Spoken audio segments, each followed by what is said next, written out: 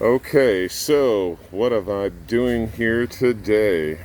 I have my son with me, and we are pouring a foundation for a greenhouse. It's not a typical foundation. It's normally this would be out of concrete. What we're doing is we have concrete piers dug along the way. These spans are anywhere from 4 feet to maximum 6 feet spans between the piers. We're going into a slope that's uphill over there. And so these boards, you could kind of see how they step down a little bit. That steps down from that. And same over here. This steps down, that steps down, and that steps down. But it's about 3.5 inches of stepping down. And once I level the floor, since these are 6x6s, I got 5.5 inches. I have 3.5 inches of grade, so I'll be able to level this floor and still still have boards visible, if that makes sense. Anyway, so what we did was we leveled each board. You could see the amount of shimming required, and we drilled the holes, put in the nut in the washer on the top, and you can see the J-bolts dangling below. And Thomas is pouring concrete into my little makeshift forms. You could see my form on the back side, right there. And there goes the concrete. I like square forms. I don't like to see the tubes. I think the round is ugly. This is all going to be laid brick floor, and I don't have to deal with round tubes, bricking around the round tubes. And on the outside, the reason I don't want the round tubes is I'm not using galvanized post bases, so the pressure treated lumber is in direct contact with the top of the pier. And if I had a round tube there, when the rainwater would hit, it would collect on the top of the round pier, and possibly, we're talking decades, but it might rot the board faster. So what I'm doing here is I'm squaring off my piers so that anytime it rains, it's concrete straight down. There's no place for the water to collect. Or at least that's my theory. I'm sure some of you trolls will have different opinions and tell me how I'm doing it wrong. This one's getting ready to be formed up. There's a pipe I hit. This is a really good hole, actually. There's a drainage pipe that drains the downspout, and it is exactly right where the pier needs to go. And this was a big problem, and we talked about it for about an hour with the homeowner, and we decided to put the pier here anyway. And the pipe was damaged, but I wrapped it. They make a special tape that I use to mend that stuff, and it's going to be entombed in concrete anyway, so who really cares? It's going to be great. So that's why this pier got to be really big and ugly, because I had to dig out the hole extra big to do the repair when I hit it with my post hole digger. So there we go. And you could see all the strings. All these strings were pulled to make sure that this structure was perfectly square and not a parallelogram. And we had to kick the boards around a little bit before we started pouring concrete today to make sure that we were exactly square on the diagonals, which we were. And so that's what the job looks like. This is going to be the first stage of the greenhouse. It's going to be beautiful. You could kind of see the yard. The yard's already pretty beautiful. Not as beautiful as my beautiful van. Look at that sucker, 1989. Okay, so there's the greenhouse. Look at this beautiful, this is 1900s, something like that. Beautiful historic building. And here's some rain capturing stuff we're going to incorporate with the garden. There's going to be a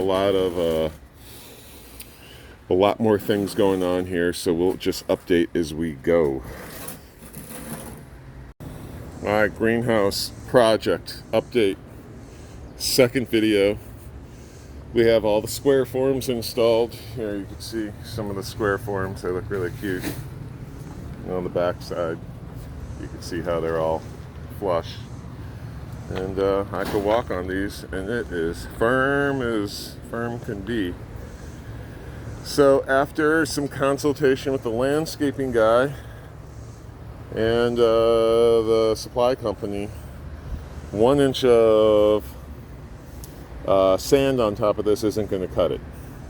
So we are in the process of shoveling 2 or 3 inches of soil off of everything here, throw it in that pile over there. And then we have Brentwood Supply just came by and dumped me some minus and some sand, about 1,500 pounds of each. And we are going to put 3 inches of minus and 1 inch of sand, and we're going to tamp it all down. And well, the process is actually going to be remove the soil, put the weed block down, put the minus, tamp it down, put the sand down, level it off. So that's what we're going to do right now. To be continued. Okay, and so here is another update. This is, I don't know, part 3 maybe. And so all the last time, I think what we had was a bunch of forms. And we pulled the forms off the square piers. Now they're all nice and dry. All my 6x6s are firmly in place. I went around and I tightened up all the nuts for all the J-bolts, so now we're secure all on the perimeter. We had an air gap underneath some of these 6x6s, so we threw some weed block and filled it up, that air gap, with gravel, as you can see. We pulled the weed block through the back side. You can see it kind of over here. And filled gravel underneath these boards. So hopefully when this is done, there'll be gravel pressing up against the backside here. Maybe we'll cover the gravel with some brick. And just trying to keep the soil from pressing up against, you know, my 6x6s. So we dug out the soil. We moved, I don't know, almost 1,500 pounds of minus. So that's what you're looking at here. And I don't know how much we got in here. We got 1 inch, maybe 1.5 inches, I don't know. But anyway, we're going to get the, we threw the weed block down. So before the minus went in, we dug it out about, you know, another inch or two deeper than it was. That's the soil that we dug it out. And we tamped it down. We ran a screed board, then we tamped it down, put some weed block down. Now we've got all this, you know, 1,400 pounds of minus on this. Now we're going to run the screed board again, and then we've got a pile of sand over there. We're going to dump the sand.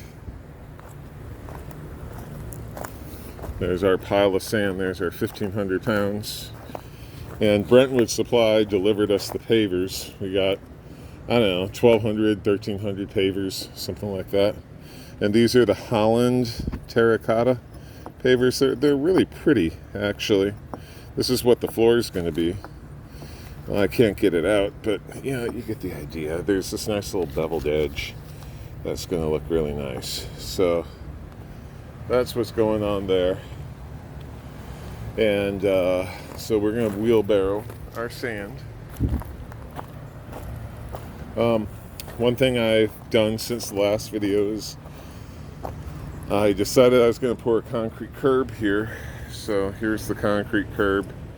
I dug down about 7 or 8 inches and drilled some rebar into my piers. Pier over there, pier over here, and then put up some forms.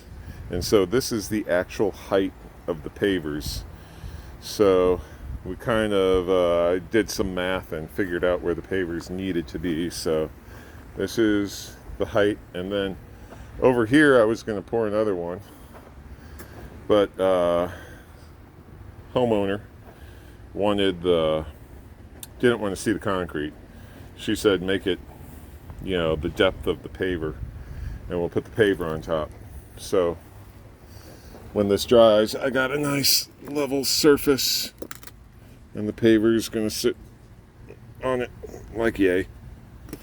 So, and there's a brick walkway that's going to go from the garage door across here and straight into this room.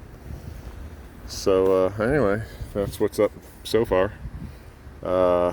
On to shovel. Well, we're going to screed it right now, and then we're going to put some sand on here and screed it again.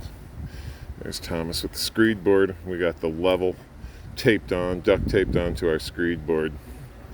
So that's how we roll. All right. Till the next video.